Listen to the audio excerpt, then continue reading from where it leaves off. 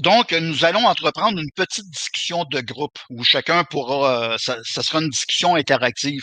J'aimerais pour démarrer la discussion, personnellement, revenir sur les mesures sanitaires qu'on est en train de vivre au Québec. Je ne connais pas exactement les mesures qui sont prises dans les différents pays. Je sais qu'en France, c'est un peu similaire à ce qu'on vit au Québec. Je sais aussi qu'en Suède, la situation est plus facile. Ici, on se dirige vraiment, puis je n'ai pas peur de le dire, on se dirige vers une dictature, un peu comme Maître Brusa le dit lors de sa conférence. À Montréal et dans d'autres régions du Québec, comme Francine nous a partagé tout à l'heure, on est rentré dans ce qu'ils appellent, et je dis bien ce qu'ils appellent, des zones rouges. C'est-à-dire que là, en ce moment, on n'a pas le droit de se côtoyer entre les membres d'une même famille si on habite à plusieurs adresses. Je veux dire, on n'a pas le droit, on a beaucoup de restrictions qui nous coupent de ce qu'on appelle la vie normale. Je veux dire, je vais vous donner un autre exemple. Les gens ne veulent même plus aller à l'hôpital pour des causes autres que le fameux COVID. Si je tombe malade demain, ce n'est pas le cas, mais je donne un exemple. Je tombe malade, il m'arrive quelque chose. Je vais y penser 2 fois avant de me rendre à l'hôpital pour me faire hospitaliser. Pourquoi? Un, je n'ai pas envie de rentrer dans les fameuses statistiques du COVID. Je ne veux pas qu'on m'impose un test que je ne veux pas. Je ne veux pas le test parce que je n'y crois pas. Nous ne sommes même pas dans une pandémie au moment où on se parle. Ça, c'est mon avis personnel basé sur des études scientifiques et même sur les dernières données du CDC aux États-Unis. J'ai publié sur mon site Internet la carte des États-Unis publiée par le CDC, qui est l'organisation des mesures médicales, on va dire, aux États-Unis. La carte des États-Unis, elle est verte partout, sauf en Ohio, où là, il y a une zone rouge à cause du COVID.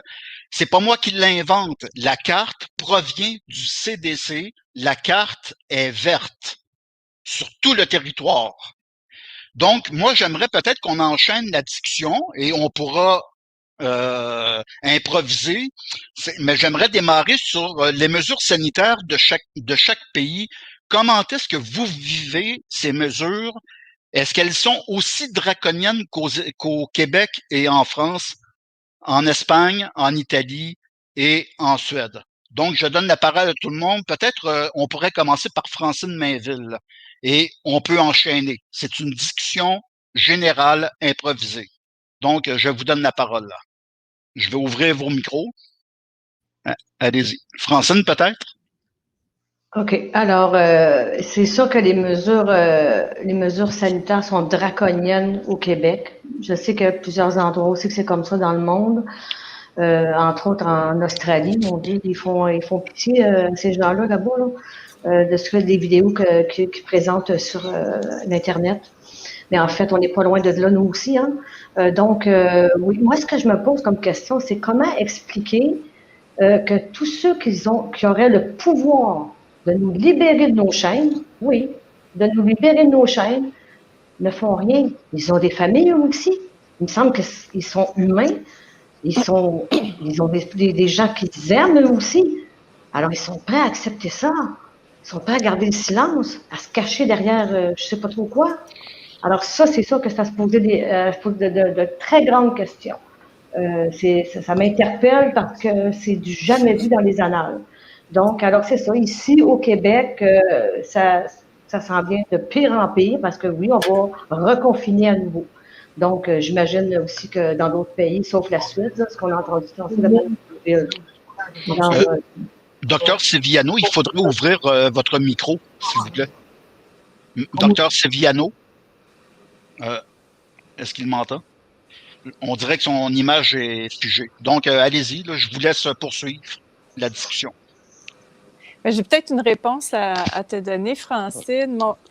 Ma première surprise, c'est de constater que les gens sont pas au courant de tout ce qu'on connaît, c'est-à-dire ce que M. Broussa disait en référant à des ouvrages qui ont été écrits. On peut trouver des documents sur Internet qui expliquent exactement ce qu'on vit en termes de mesures sanitaires.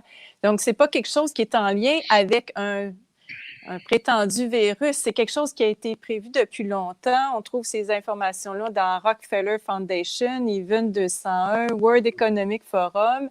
Tout ça existe et ça fait partie du plan de développement durable. Quand je vois les gens réagir comme ça en demandant au gouvernement, s'il vous plaît, tenez compte de ce qui se passe dans la vraie vie, là, sur le terrain, je dis, les gens n'ont pas compris, je crois, que, comme tu le dis, Francine, ils n'ont aucun intérêt là, pour nous. Ils n'ont pas à cœur notre santé. Ils suivent un plan.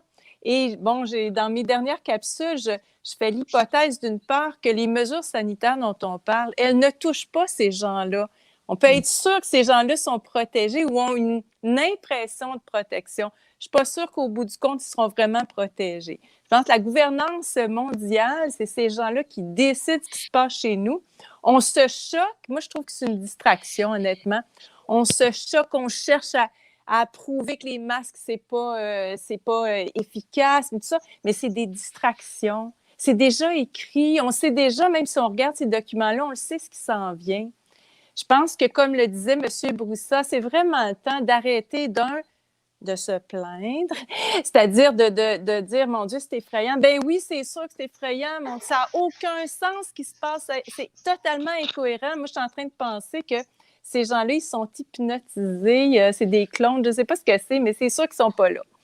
Mais c'est le temps d'arrêter, d'embarquer dans le show, de se lever.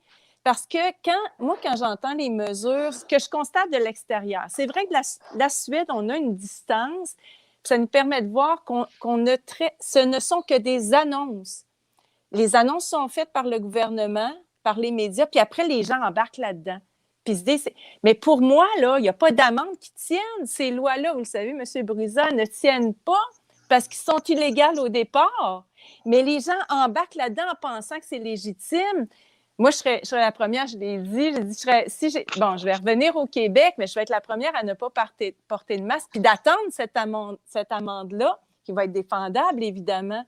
Les gens craignent, mais je ne sais pas, là, dites-moi si je me trompe, mais à mon sens, ces mesures-là ne tiennent pas la route du début à la fin.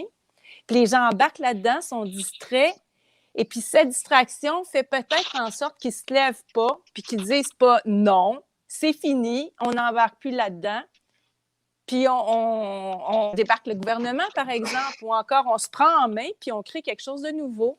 Je vous laisse la parole, je ne veux pas prendre la place pour tous. Si vous permettez, excusez-moi juste une minute. Oui. Professeur Tailleras, il faudrait ouvrir votre micro si vous voulez parler.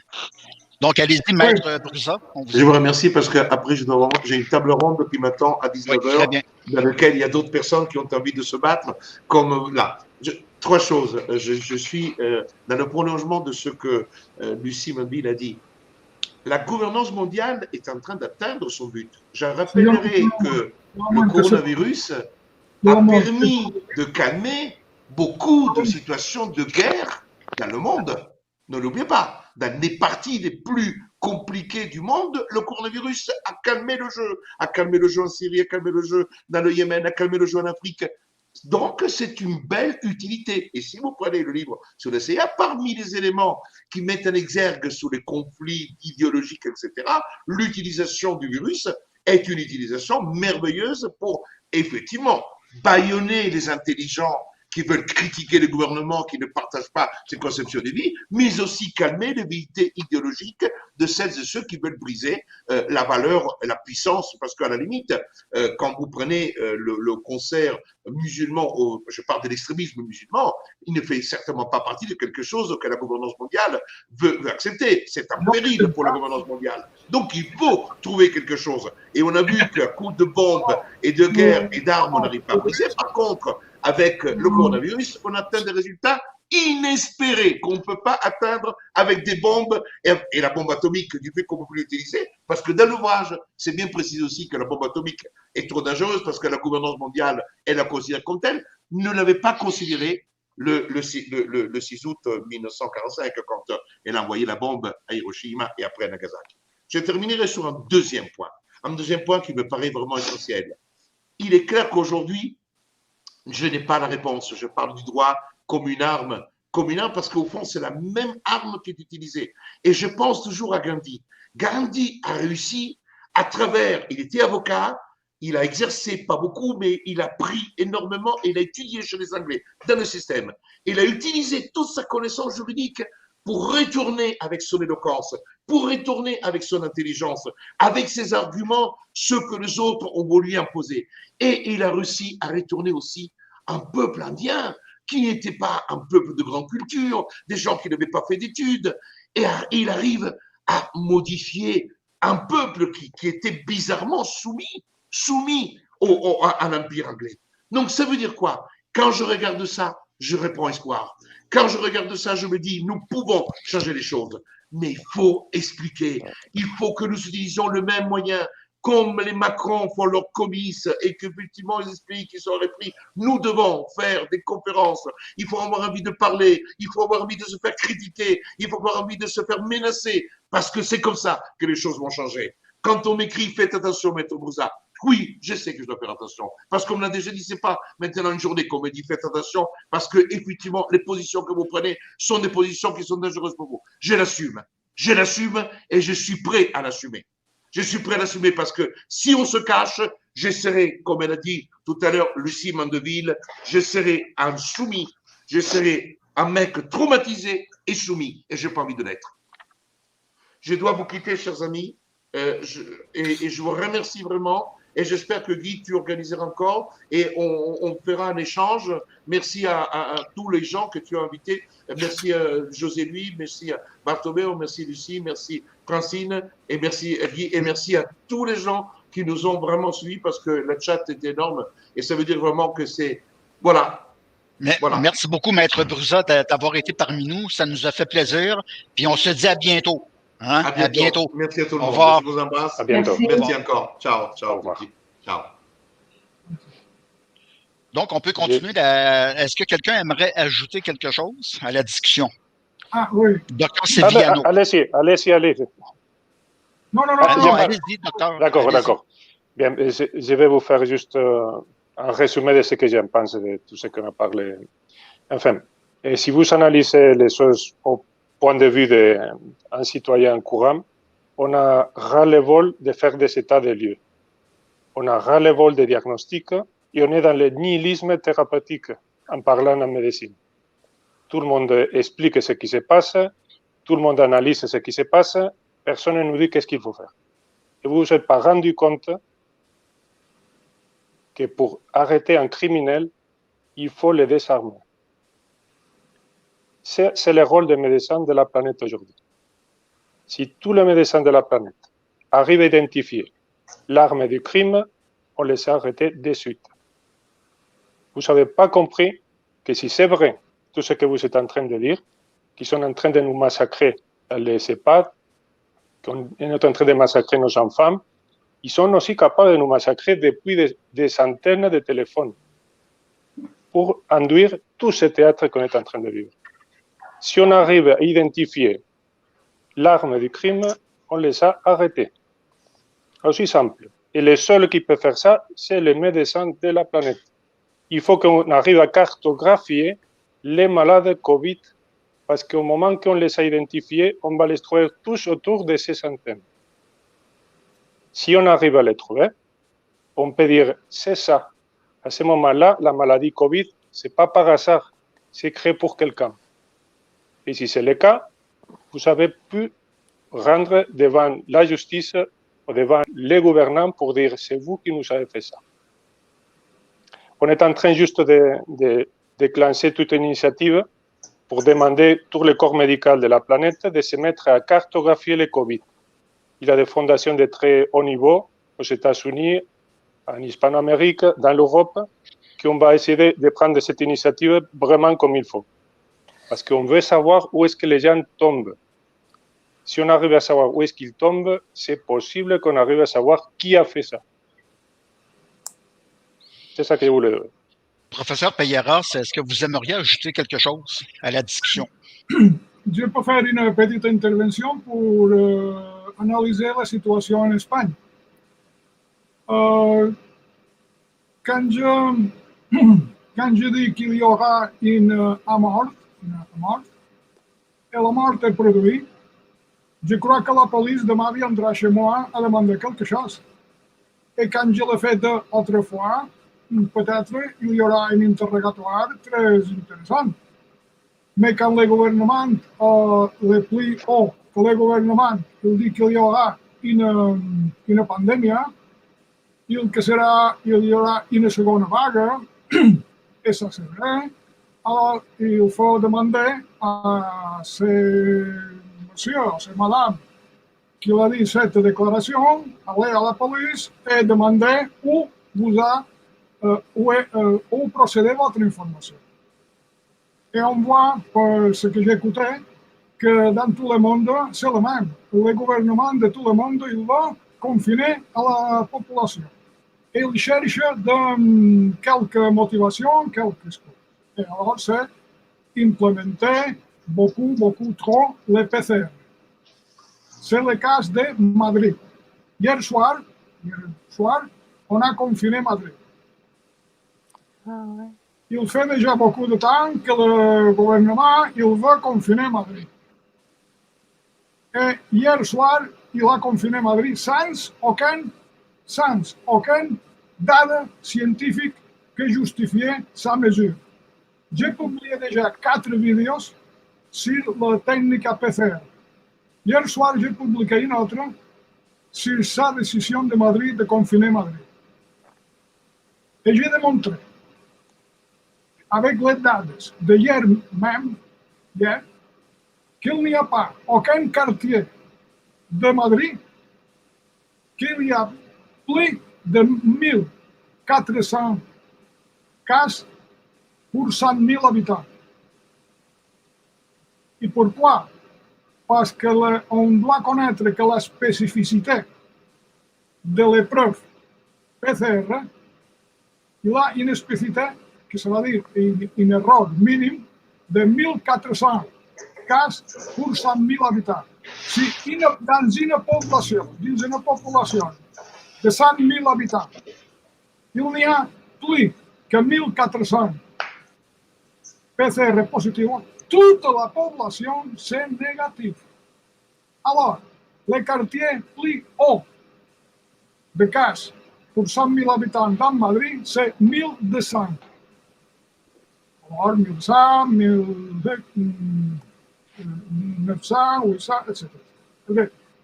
Avec ça, on confine Madrid. Et par exemple, un petit cas pittoresque où j'habite, que c'est Mallorca. Un jour, j'ai lu dans le journal qu'il y a, écoutez bien, il y a de 179 personnes avec des virus vifs dans le c'est dangereux parce que il semble, quand on lit la notice, qu'il y a des virus qui deviennent pour la vie. Et ici, en Mallorca, je crois qu'il y a un prix Nobel caché que je ne connais pas encore, parce que dans l'histoire de l'humanité, encore on n'a trouvé pas un virus qui soit vif. Alors, il semble qu'en Mallorca, il y a quelqu'un. Alors, ça, c'est pour mettre peur à la population.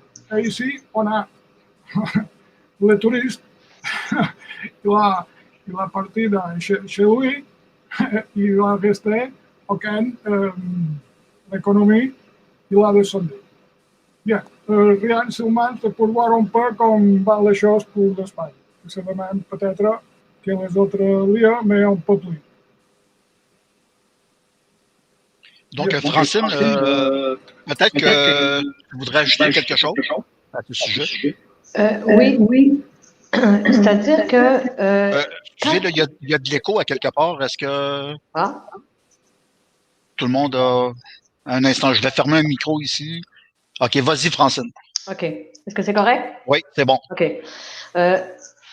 Moi, je serais la première. Je suis d'accord avec avec vous, Lucie Mandeville. Je serais la première à contredire toutes ces mesures-là, puis tout ça. Mais vous savez, quand on est dans le feu de l'action, on se fait harceler. On se fait harceler. C'est pas la peur qui fait qu'on s'en va pas tous dans la rue pour contester ces mesures débiles-là, faut le dire.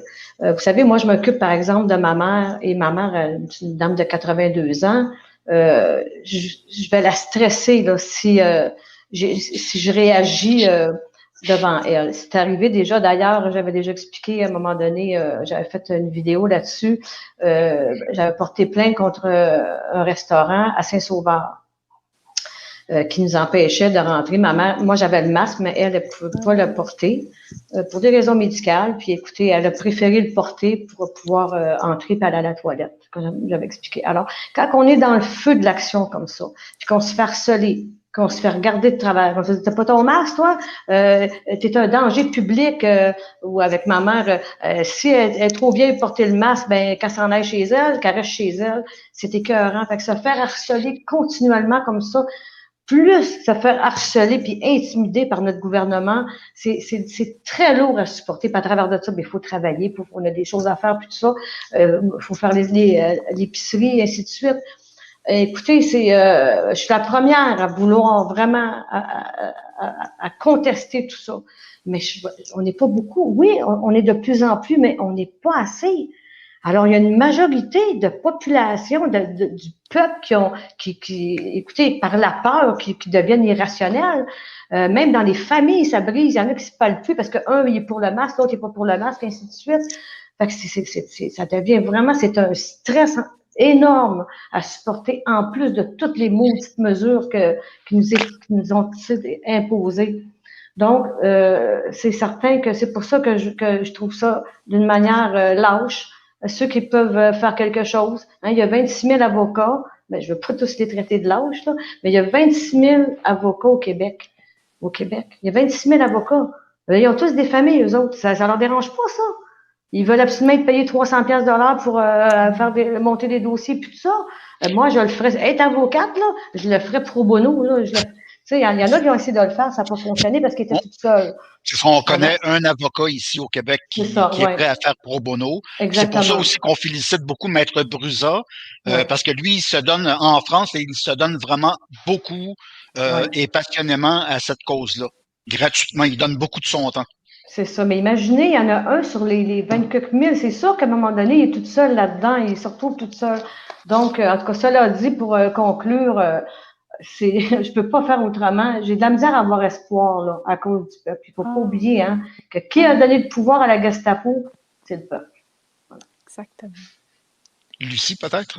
Ben oui, c'est sûr, j'aurais plein de choses à dire là-dessus. Là. Ce que je veux dire, c'est qu'il faut vraiment être conscient que cette querelle dont tu parles, là, c'est-à-dire les gens qui deviennent agressifs contre ceux qui ne veulent pas porter de masque ou qui veulent un libre choix, cette querelle me semble monter, c'est-à-dire que le gouvernement, puis c'est le même partout dans le monde, le gouvernement monte deux clans qui se bataillent les uns contre les autres. Ça, c'est une chose. Il faut être conscient de ça.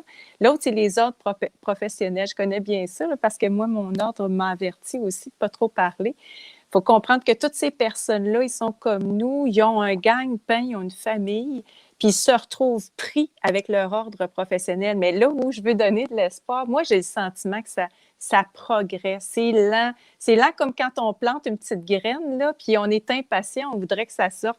Plus les gens sont touchés, comme là, c'est les restaurateurs, puis les teneurs de bar dans les zones rouges, bien, ces gens-là, pour la première fois, se lèvent maintenant parce qu'ils n'avaient pas été assez touchés là, jusqu'à maintenant. Ça se lève, puis j'ai l'impression que malheureusement pour le gouvernement ou pour cette gouvernance mondiale, plus ils mettent en place des stratégies incohérentes, plus il y a des gens qui se lèvent parce qu'ils sont touchés par ça, puis à un moment donné, ça ne pourra pas revenir en arrière. Pour moi, il y a trop... Pourquoi ça se passe comme ça? À cause de la communication. Le fait qu'on fasse ça là, en ce moment, c'est le pouvoir qu'on a. S'il n'y avait pas cet Internet-là qui nous permet de parler de ces choses-là ouvertement, même d'être censuré puis de revenir en mettant les vidéos, hein, on fait ça tout le temps, on est censuré, on recommence. C'est ça qui fait qu'on qu'on va gagner, à mon sens, la partie, parce qu'on a ce pouvoir-là. Puis on a aussi le pouvoir de se lever. C'est pas, hein, moi, je suis tellement pacifique, je suis un peu comme Gandhi. Moi, c'est dire, on peut exprimer nos points de vue avec délicatesse, avec bienveillance. Ceux qui sont figés par la peur, je dis, il faut pas commencer à contester, il faut les laisser faire leur bout de chemin. Mais ceux qui se questionnent en ce moment, c'est de partager de l'information, les écouter aussi, voir comme... Puis c'est eux-mêmes, en les écoutant, leur posant des questions, qui vont finir par comprendre les choses. Mais on est pris là-dedans, puis je le comprends. Je suis tellement empathique avec la situation. C'est mon drame à moi d'être là à écouter puis à aider le peuple québécois. Puis d'un autre côté, de voir avec distance que ça n'a aucun sens ce qui se passe là, mondialement. C'est tellement incohérent, mais cette trancheté-là parle aussi. Là. Ça n'a aucun lien. Bon, je voulais juste dire, ça n'a pas tellement lien avec le virus maintenant. Pour moi, il est plus virulent. Puis même le lien avec la 5G, il faut réaliser que les gens qui sont décédés, c'est en grande partie les gens qui étaient confinés dans les CHSLD, donc qui n'étaient pas en lien avec la 5G. Tout ça existe, mais tout ça est à l'intérieur d'un plan qui avance progressivement, mais avec un peuple qui se lève aussi. Puis c'est ce qui fait qu'on fait ces genres de conférences-là, parce qu'on fait partie de ce mouvement qui va mettre un terme à ça un jour ou l'autre. Donc, messieurs, dames, on va bientôt terminer la conférence, que ça fait maintenant plus de 3 heures que nous sommes en train de diffuser. Ce que je vais faire, c'est que je vais laisser la parole à chacun de vous à tour de rôle. Vous pouvez prendre, mettons, on va dire 5 minutes pour parler de quelque chose qui vous tient à cœur, que vous voulez dire avant qu'on se quitte. Donc, chacun peut parler de ce qu'il veut. On lui donne 5 minutes et ensuite, on pourra terminer cette belle conférence qui a eu lieu aujourd'hui, ce 3 octobre 2020. On va commencer par le professeur Peyeras. Donc, professeur, si vous voulez, pour terminer la conférence, parler d'un sujet qui vous tient à cœur. On vous donne environ 5 minutes, si vous voulez. On passera à quelqu'un d'autre après. Professeur Peyeras. Bien. Avant de parler, peut-être je me trompais. Avant, je répétais, quand le preuve PCR n'est pas sur les 1400 positifs sur 100 000 habitants, on doit considérer négatif. Hein? Je crois que j'ai dit ça. Bien, pour finir, je veux dire que j'ai commencé ce travail sans aucune idée conçue. J'ai commencé avec une mentalité scientifique. Observer les données et après faire une conclusion. Quand j'ai commencé, je croyais qu'il y avait un virus. Mais quand j'ai continué, j'ai vu que les épreuves que démontrent l'existence du virus, c'est très faible. Alors, l'hypothèse physique de la radiations électromagnétiques et autres effets ambientaux, de chaque fois, sont plus forts. Et quand j'étudiais dans l'université, mon professeur, on m'a dit, quand vous faites une hypothèse, pour savoir si cette hypothèse c'est vrai, c'est nécessaire que tout ce qui arrive, il renforce cette hypothèse. Mais quand tous les données, les chiffres qu'on arrive peut débiliter votre hypothèse, alors l'hypothèse, on doit changer, on doit éliminer.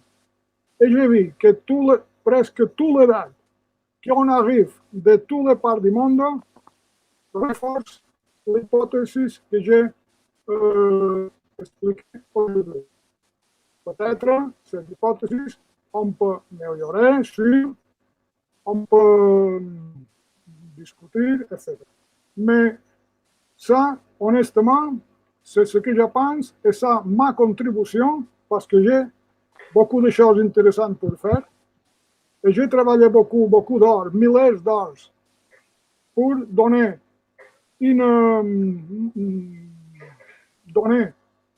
à tout le monde peut-être si je peux ajouter à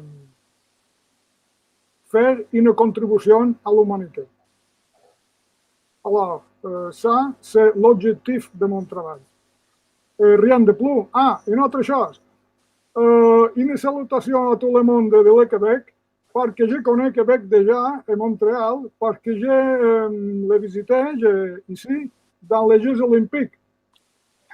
Je fais autostop et je suis allé jusqu'à la baie de James et je connais les très... C'est pour moi un très joli pays. Merci à tout le monde. Ben, merci beaucoup, professeur Pelleras. Merci beaucoup. Donc, on va donner la parole maintenant au docteur Sevillano qui pratique la médecine en France. Donc, un dernier mot, vous pouvez prendre 5 minutes pour parler d'un sujet, de quelque chose qui vous tient à cœur avant qu'on se quitte.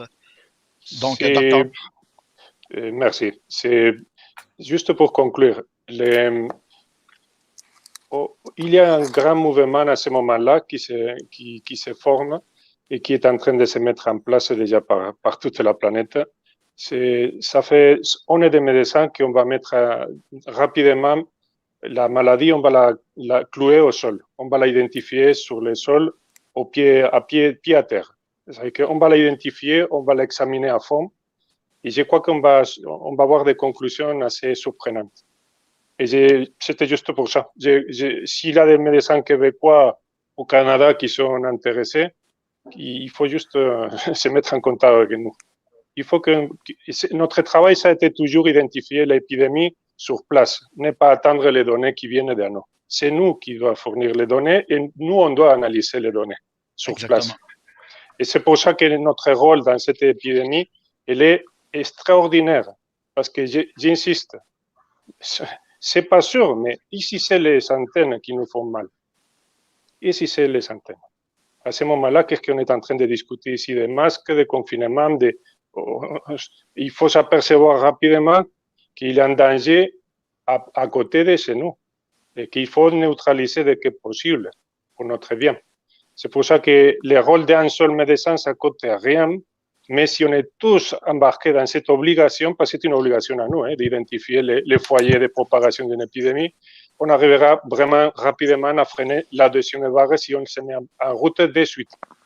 Et rien d'autre. Juste vous remercier à tous de m'avoir accordé des moments pour parler et de vous avoir écouté, que j'ai appris beaucoup de choses très intéressantes. Ben, merci beaucoup. Je vous remercie beaucoup à tous. Merci beaucoup, Dr. Silviano. Donc, je vais donner la parole maintenant pour terminer. Ensuite, on passera à Francine Mainville. Mais Lucie Mandeville, qui est une Québécoise d'origine, psychologue à la retraite, qui habite actuellement en Suède. Donc, Lucie, si vous voulez nous dire un dernier mot, 5 minutes sur un sujet que vous voulez aborder avant qu'on se quitte. Madame Mandeville. D'abord, merci. OK, je ne vais pas terminer sans te dire merci, sans dire merci à chacun, parce que ce que je constate depuis le début de cette situation, c'est qu'il y a à la fois le pire.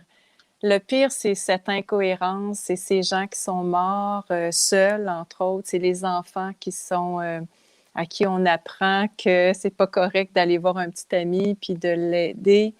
Les commerçants qui sont touchés, les restaurateurs, ça, c'est le pire, la faillite, les suicides. C'est l'incohérence. C'est à la fois le pire, puis c'est le meilleur. Le meilleur, c'est ce qui se passe en ce moment. Jamais on se serait réunis pour parler d'une situation qui touche tout le monde, qui est pour moi plus politique en ce moment que sanitaire. C'est-à-dire qu'il y a eu une pandémie qui était une bonne excuse pour mettre en place une gouvernance mondiale, mais cette situation-là a fait en sorte qu'on se réunisse, puis qu'à droite et à gauche, comme tu l'as mis au départ, ce médecin qui a réussi à réunir des milliers d'autres médecins partout dans le monde en ce moment, il y a des gens qui se lèvent puis qui disent « ça va faire, on n'en peut plus de cette façon de gouverner nos pays ». C'est-à-dire qu'on a depuis tellement longtemps donné notre pouvoir à des institutions politiques, éducationnelles, médicales. On a fait ça, puis c'est pas nouveau, sauf que c'était pas évident. c'était tellement subtil qu'on ne le voyait pas passer, sauf que quelques personnes, David Icke, des gens qui étaient des conspirationnistes là, de 30 ans, ou chez nous, Guylaine Langto, par exemple, qui a parlé de la mafia médicale, là, ça devient évident pour un nombre de personnes qui est grandissant. Et c'est pour ça que moi, j'ai de l'espoir. Je ne peux pas croire que c'est la mort qui va gagner. Pour moi, c'est la vie, c'est l'amour, c'est la bienveillance.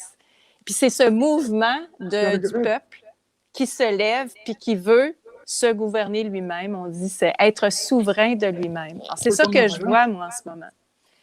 Merci encore. C'est un grand défi. C'est un grand défi parce qu'après être, je pense qu'on est dans une étape de prise de conscience, d'expression, comme disait l'avocat qui nous a quittés, d'expression, mais je pense qu'après, il faut quitter cette étape-là puis aller vers, on s'affranchit, on se lève debout, on recrée des institutions, ou bien en tout cas, on met en place une société à laquelle on va croire cette fois-ci. Merci beaucoup, Lucie. Donc, pour terminer, je vais donner la parole à Francine Mainville. Francine, si tu veux aborder un sujet, comme j'ai dit, qui te tient à cœur avant qu'on se laisse. Donc, Francine, à toi la parole. Oui. Alors, même en temps de guerre, les gens avaient le droit de se prendre, de s'aimer, de se soutenir. Lors d'un décès, les gens, en temps normal, ont le droit de se soutenir. Deux amoureux qui ne vivent pas ensemble, maintenant, ils n'ont plus le droit d'aller se voir, puis de s'aimer, puis de s'enlacer.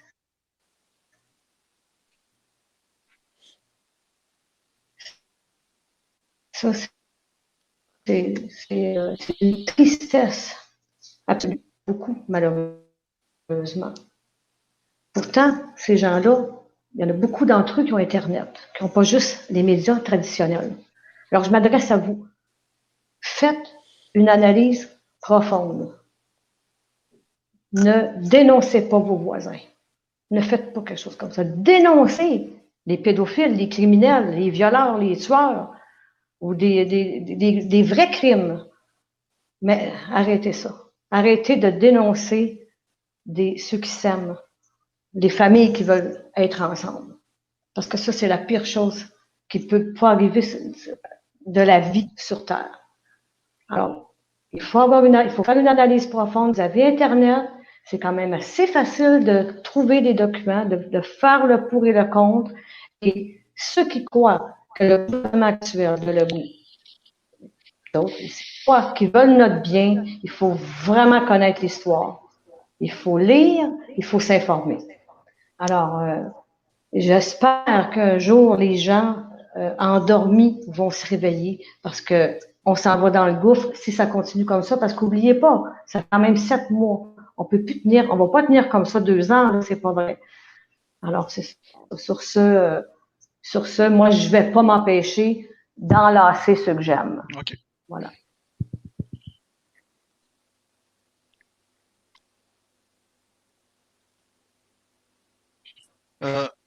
Je ne sais pas si vous avez les mêmes problèmes que moi, mais la diffusion a eu des ratés, un peu, là. Oui. Est-ce que vous m'entendez? On vous entend. Oui. Est-ce que vous m'entendez? Oui. Oui, oui. Oui. OK. Ben, écoutez, c'est sûr qu'on a des petits problèmes techniques parfois, là. Il faut comprendre qu'on diffuse en direct au niveau international. Donc, écoutez, on va terminer quand même la conférence ici. Je remercie tous nos conférenciers et conférencières qui ont été présents. Donc, je remercie le professeur Massimo Fioranelli de l'Italie, le professeur Bartomeu Peyeras d'Espagne, Lucie Mandeville qui habite en ce moment en Suède, le docteur José Luis Sivellano, espagnol d'origine, mais qui pratique la médecine en France, Francine Mainville du Québec, ainsi que maître Carlo Alberto Brusa, qui pratique le droit à Paris en France. Donc, merci beaucoup à vous tous d'avoir été parmi nous. Je remercie aussi le public d'avoir été présent, d'avoir consacré 3 heures pour nous écouter. J'espère que tout ceci vous aura amené matière à réflexion. Donc, la conférence qu'on a donnée aujourd'hui devrait être rediffusée sur YouTube ainsi que sur mon site Internet et Internet Archive. J'espère avoir le temps, je vous le dis, j'espère avoir le temps de sauvegarder la conférence avant que YouTube nous censure, ce qui est une possibilité. Donc, si j'arrive à conserver la conférence, elle sera mise en sécurité sur le site Internet, Internet Archive, qu'on appelle, et sur mon site Internet. Donc, encore une fois, je vous remercie. Je remercie les conférenciers et les conférencières. Et je vous dis peut-être à une autre conférence, on essaiera de répéter l'expérience au moins une autre fois.